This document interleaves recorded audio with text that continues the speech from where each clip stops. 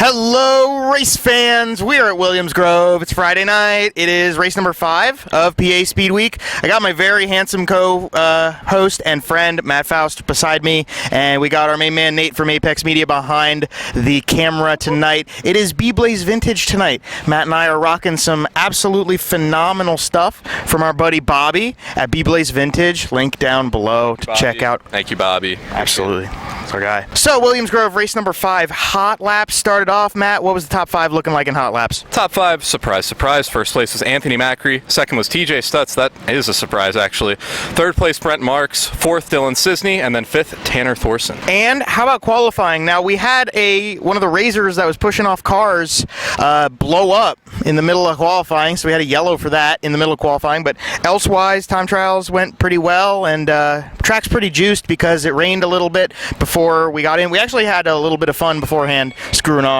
Top 10 in qualifying goes as follows. First place, Anthony Macri. Again, surprise, surprise. Second, TJ Stutz. Great run out of him tonight. Third place, Chase Dietz. Fourth was Brent Marks. Fifth, Tanner Thorson. Sixth, Dylan Cisney. Seventh, Mike Wagner. Eighth was Dylan Norris. Ninth, Billy Dietrich. And then 10th, Justin Whittle. So we move from that into the heat races. First heat race of the night saw Brent Marks and Mike Wagner on the front row. And like I said, the track was pretty tacky, so it spaced out. Not really anything going on. It was just kind of a train race for heat number 1. Final order of the transfers, as we only had 3 heat races tonight with 29 drivers that signed up. Brent Marks, Anthony Macri, Mike Wagner, Justin Peck, Justin Whittle, and Lucas Wolf got the final transfer. Heat race number 2 saw Tanner Thorson and Dylan Norris on the front row. We saw a nice little battle between Devin Borden and Cam Smith. They were racing for the 4th position, and nothing really happened elsewise because track's still kind of tacky. Matt, that final, those top 6 for the transfers? Yep, in first place we had Tanner Thorson, then was Dylan Norris. Third was TJ Stutz. Fourth, Cameron Smith. Fifth, that's not the one that blew up in time trials. Fifth place was Devin Borden, and sixth place was Kyle Moody.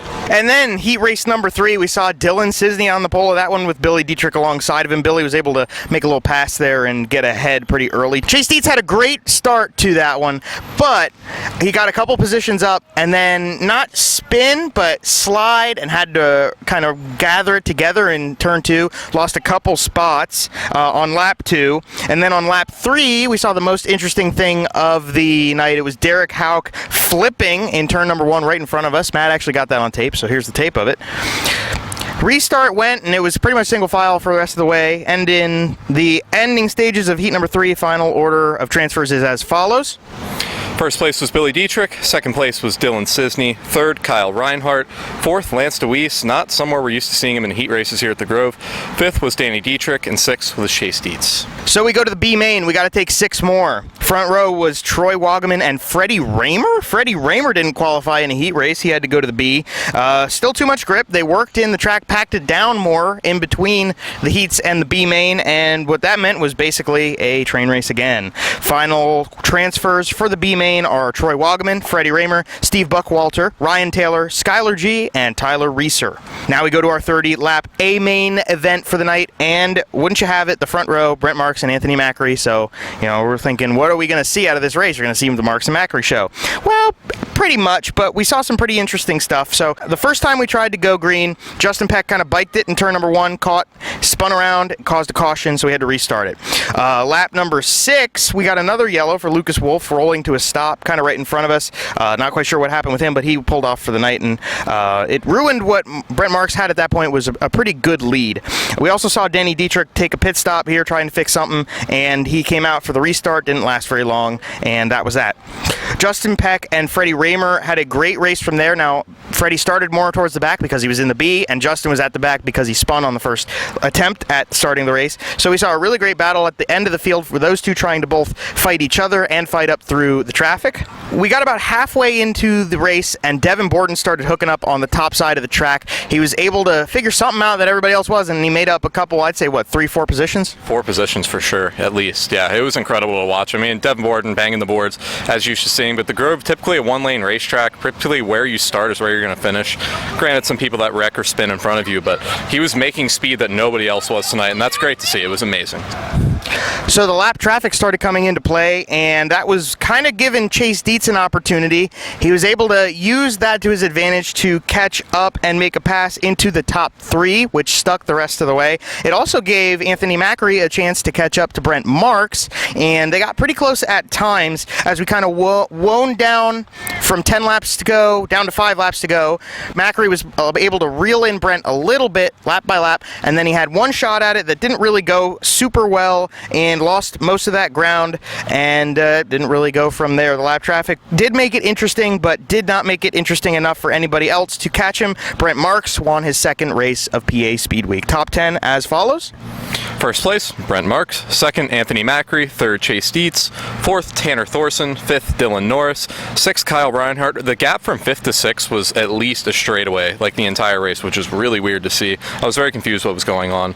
And then 7th was TJ Stutz. 8th, Lance DeWeese. 9th, Devin Borden. And 10th place was Dylan Cisney. And we'll put the points table up as follows. Unfortunately, at this exact moment, we don't have it, but you can see it right on your screen right now. So, yeah, Williams Grove happened. We are more than halfway through the week. And, Matt, do you have anything either impactful tonight or something moving forward that's interesting to you?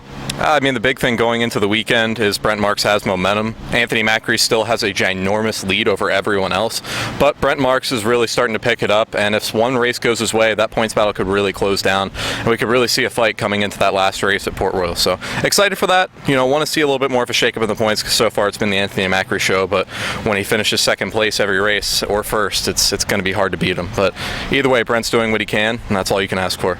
Absolutely. I thought Tanner Thorson was somebody I was watching tonight. That was kind of exciting. He didn't really have the run at the very end of the race. Chase Dietz was able to get him in and go into the top 3, but Thorson had a great run. I can see Thorson doing well.